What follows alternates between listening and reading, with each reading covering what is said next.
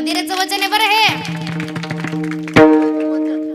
तिने सांगितलं होतं वडिलांनी सांगितलं होतं तिला की मदिरा तू स्वतःहून कोणाकडे जायचं नाही, कारण तुझ्यामुळे लोकांची बर्बादी होते. तू स्वतःहून कोणाकडे जायचं नाही, तू स्वतःहून कोणाच्या दारात सुद्धा जायचं नाही. पण मदिरेने सांगितलं होतं की मी स्वतःहून तर कोणाच्या दारात जाणार नाही, पण जो व्यक्ती माझ्याकडे स्वतःहून चालून येईल त्याला मात्र बर्बाद केल्याशिवाय, त्याचं वाटोळ झाल्याशिवाय मी सोडणार नाही. हा कलियुगाचा प्रभाव आहे. आणि कलियुगामध्ये म्हणून दारू इतकी वाईट आहे की ही ज्याने उपभोगली त्यालाच माहिती आहे. ज्याचं पूर्ण घराची बर्बादी होते त्यालाच विचारावं लागेल दारूचा प्रभाव काय असतो. कारण असं आहे, दारुडा असं कोणी आहे का जो खूप सुखी आहे, त्याचं घर परिवार सदा सुखी आहे, असं आहे नाही. कारण त्या ठिकाणी जो तिच्या दारावरती जातो तो कधीच सुखी होऊ शकत नाही. म्हणून मी पहिलेच सांगितलेलं आहे की अशा गोष्टींमध्ये वेळ घालवण्यापेक्षा, अशा गोष्टींचं व्यसन लावण्यापेक्षा, व्यसनच करायचं असेल तर फक्त आणि फक्त हरिनामाचं करा, भगवत नामाचं करा. आणि हे व्यसन असं आहे की याच्यातून तुमची बर्बादी नाही, जी बर्बादी झालेली आहे ती सुद्धा या ठिकाणी आल्यानंतर सुधारते. जे दुःख जीवनामध्ये आलेलं आहे ते या ठिकाणी आल्यानंतर दूर होतं आणि जीवनात सुखाची प्राप्ती होत असते. म्हणून जर नशाच करायची असेल तर अशा गोष्टीची करा जी कधीच उतरणार. आमचा भाव बंद, आमचं पुन्हा जैसे थे वैसे हे, पुन्हा जसे आम्ही खात पित होतो तसंच आमचं चालू राहतं. असा आमचा भाव. आमचा दिवसाला देव बदलतो आणि मग तरी आम्ही म्हणतो देव आमच्याच वाट्याला काऊन असं दुःख आणतो. आपला भाव तसा नाही ना. गोपिका अशा होत्या की काही जरी झालं तरी मनामधला जो भाव होता, कधीच संसाराबद्दल त्यांची तक्रार नव्हती भगवंताकडं की जे संसारामध्ये दुःख असेल ते असेल, जे संसारात सुख असेल ते असेल, आम्हाला त्याच्याशी काहीच घेणं देणं नाही. फक्त आम्हाला भगवान परमात्मा पाहिजे. तू मिल जावे कान्हा तो मोक्ष नाही मागेंगे. कान्हा तू जर आम्हाला भेटला ना तर आम्हाला मोक्षाची सुद्धा अपेक्षा नाही. हा भाव गोपिकांचा होता. वास्तविक गोपिकांकडे तसं चित्त होतं, गोपिकांकडे तसा भाव होता. त्या भावामुळे भगवंत त्यांचा झाला आणि त्यांच्या चित्ताचं हरण केलं. आपला कसा भाव असेल ते आपण बघून घ्यायचं. कारण गोपिकांनी भगवंताशी त्या एकरूप झाल्यानंतर पुन्हा कधीच त्यांनी संसारामध्ये आपले मन रमवलं नाही. एवढं विसरल्या, एवढ्या एकरूप झाल्या की मैं तो सुध बुध खोई तेरे प्यार में, मैं तो सुध बुध खोई तेरे प्यार में, सब कुछ भूल गई तेरे संसार में, सब कुछ भूल गई तेरे संसार में, जोत जगा दे प्रीत लगा दे, चरणों से ले ले मुरली वाले हो बंसी वाले, मुरली वाले हो बंसी वाले, मुरली वाले हो बंसी वाले, मुरली वाले हो बंसी वाले, मुरली वाले हो बंसी वाले। मैं तो सुध बुध खोई तेरे प्यार में, मैं तो सुध बुध खोई तेरे प्यार में, सब कुछ भूल गई तेरे संसार में, सब कुछ भूल गई तेरे संसार में, जोत जगा दे प्रीत लगा दे, जोत जगा दे प्रीत लगा दे, चरणों से ले ले मुरली वाले हो बंसी वाले, मुरली वाले हो बंसी वाले, मुरली वाले हो बंसी वाले, मुरली वाले हो बंसी वाले,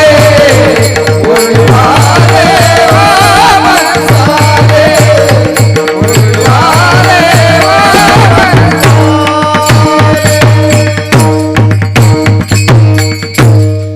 गोपिकांची अशी स्थिती झालेली होती. संसारामध्ये मन लागत नव्हतं, संसारामध्ये मन रमत नव्हतं. फक्त आणि फक्त कृष्णाचा ध्यास लागलेला होता, त्या कृष्ण परमात्म्याचा ध्यास लागलेला होता. मग गोपिका म्हणतात बरं आता माझी अशी स्थिती झालेली आहे, घरी जावं तर घरी सुद्धा माझा लौकिक बरा राहिलेला नाही आणि घरच्यांना जर सांगायला गेलं तर घरचे मला रागवतील. अभंग 17 चरण. परकियाची सांगता गोष्टी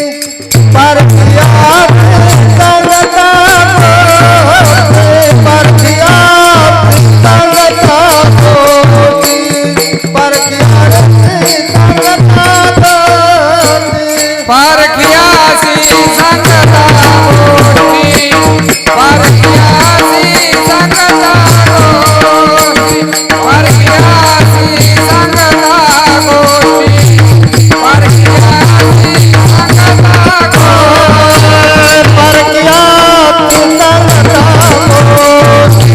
परखिया संगता गोटी परखिया संगता गोटी परखिया संगता परखियासी संगता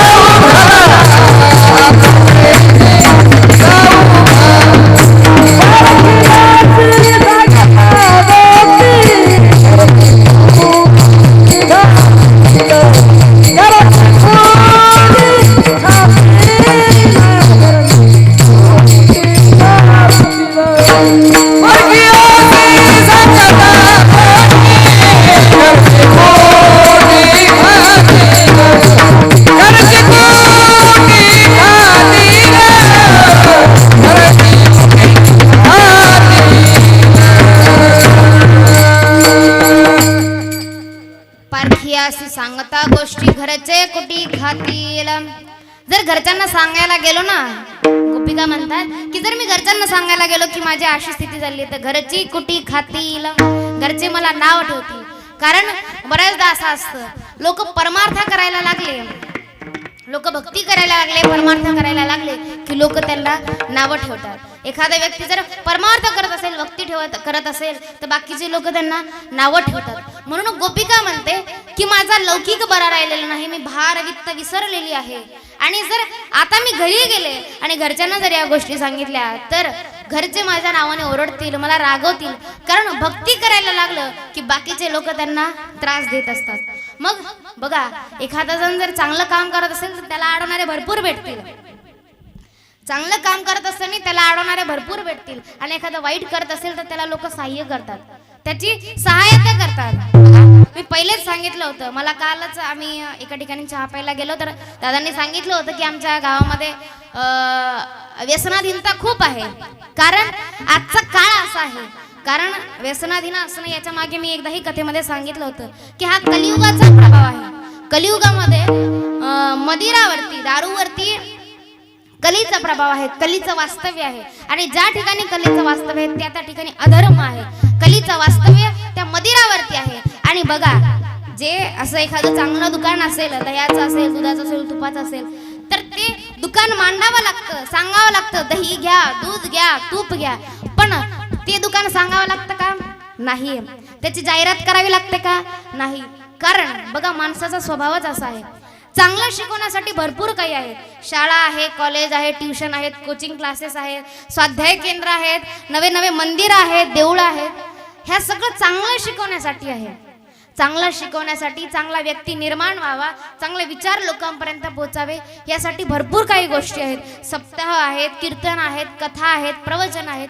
हे सगळं चांगलं शिकवण्यासाठी आहे. पण तरी सुद्धा लोक चांगलं कमी आणि वाईट जास्त घेतात. कारण माणसाची साहजिक प्रवृत्ती बनलेली आहे की माणसाचं लक्ष चांगल्या गोष्टीकडे कमी आणि वाईट गोष्टीकडे लगेच पळतं. एखादी गोष्ट बघा, चांगली गोष्ट जर शिकायची असेल तर चांगली गोष्ट शिकायला फार वेळ लागतो, पण जर वाईट गोष्ट असेल तर तिला शिकायला वेळ लागत नाही. कारण माणसाची साहजिक प्रवृत्ती आहे वाईट गोष्टीकडे. कलीचं वास्तव्य या कलियुगामध्ये कलीचं वास्तव्य आहे. मदिरामध्ये असेल, अधर्म असेल, ज्या ज्या गोष्टी असेल, आसक्ती असेल, निर्दयता असेल, या गोष्टीवरती कलीचं वास्तव्य आहे. आणि मदिरावरती म्हणजे दारूवरती सुद्धा कलीचं वास्तव्य आहे. एखादा जण जर असेल बघा, काही गोष्टी अशा असतात की ज्या विचारल्या तरी सुद्धा सांगितल्या नाही पाहिजे आणि काही गोष्टी अशा असतात ज्या विचारल्या नाही तरी सुद्धा सांगितल्या पाहिजे. जसे की संत तुम्हाला आम्हाला अभंगाच्या माध्यमातून न विचारता सांगतात हिताचा उपदेश आहे. तसं एखाद्याने जर दारूचं दुकान विचारलं तर आपण त्याला सांगावं का? आपण त्याला सांगावं का? नाही. मग त्याचा हात धरावा आणि त्याला दारूच्या दुकानापर्यंत नेऊन पोहोचावं. त्याच्याकडे पैसे नसेल तर आपल्या खिशातले थोडेफार पैसे द्यावे आणि त्याला बाजू घालावी. बरोबर ना?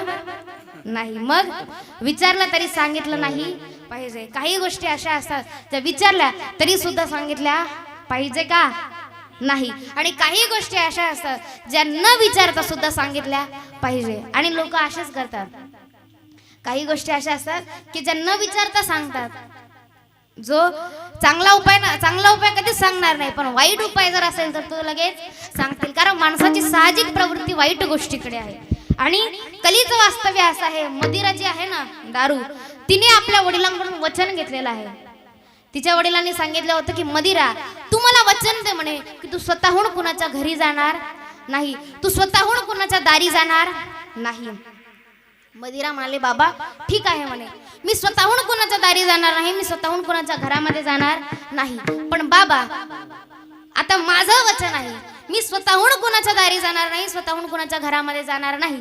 पण जो व्यक्ती माझ्या दारी आला, जो व्यक्ती स्वतःहून माझ्याकडे आला, त्याचं वाटोळं झाल्याशिवाय मी सोडणार. मदिरेचं वचन आहे बरं हे. तिने सांगितलं होतं वडिलांनी सांगितलं होतं तिला की मदिरा, तू स्वतःहून कुणाकडे जायचं नाही, कारण तुझ्यामुळे लोकांची बर्बादी होते. तू स्वतःहून कुणाकडे जायचं नाही, तू स्वतःहून कुणाच्या दारात सुद्धा जायचं नाही. पण मदिरेने सांगितलं होतं की मी स्वतःहून तर कुणाच्या दारात जाणार नाही, पण जो व्यक्ती माझ्याकडे स्वतःहून चालून येईल त्याला मात्र बर्बाद केल्याशिवाय, त्याचं वाटोळ झाल्याशिवाय मी सोडणार नाही. हा कलियुगाचा प्रभाव आहे. आणि कलियुगामध्ये म्हणून दारू इतकी वाईट आहे की ही ज्याने उपभोगली त्यालाच माहिती आहे.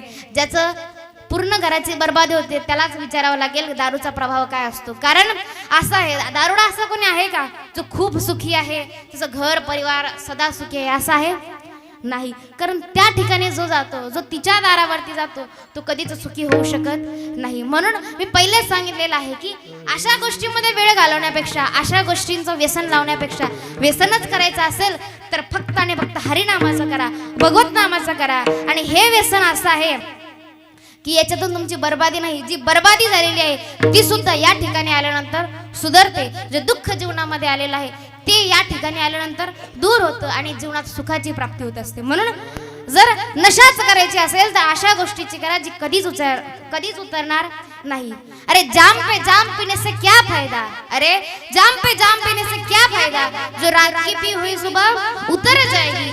एक बार हरि नाम का प्याला पीकर तो देख, तेरी जिंदगी सवर जाएगी, तेरी जिंदगी सवर जाएगी। कैसी नशा है हरि नाम की, अरे कैसी नशा है हरि नाम की, जरा पी कर के देखो कैसी नशा हरि नाम की, कैसी नशा है हरि नाम की, जरा पी कर के देखो कैसी नशा हरि नाम की, जरा पी कर के देखो, कैसी नशा है हरि नाम की, जरा पी कर के देखो, कैसी नशा है हरि नाम की, कैसी नशा है हरि नाम की, जरा पी कर के देखो कैसी नशा है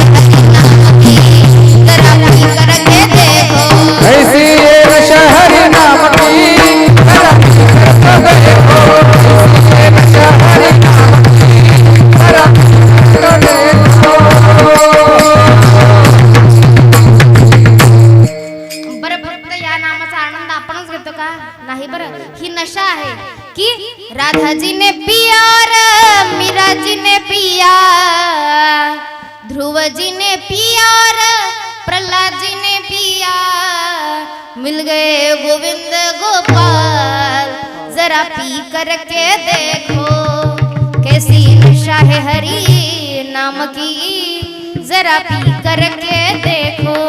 हा भगवंताच्या नामाचा प्यालाच असा आहे की जोपर्यंत आपण पित नाही तोपर्यंत याचा अनुभव येत नाही. बघा तुम्ही आज उपास सोडला का सगळ्यांनी? जेवण केले का? केले? बरं आता करणार आहेत का? मग कीर्तन झालं जोरात म्हणा. कीर्तन झाल्यावर जेवण करणार आहे का? लाजू नका, लाजू नका, मी पण करणार आहे. जेवण करणार आहेत का? बरं उद्या करणार आहेत का? जीने के लिए जैसे भोजन जरूरी है वैसे आत्मा के लिए भजन जरूरी है. जसं जगण्यासाठी जेवण गरजेचं आहे तसं आत्म्यासाठी भजन सुद्धा गरजेचं आहे. म्हणून सगळ्यांनी एकदा मोठ्या प्रेमानं भजन करायचंय. विठोबा रखुमाई जय.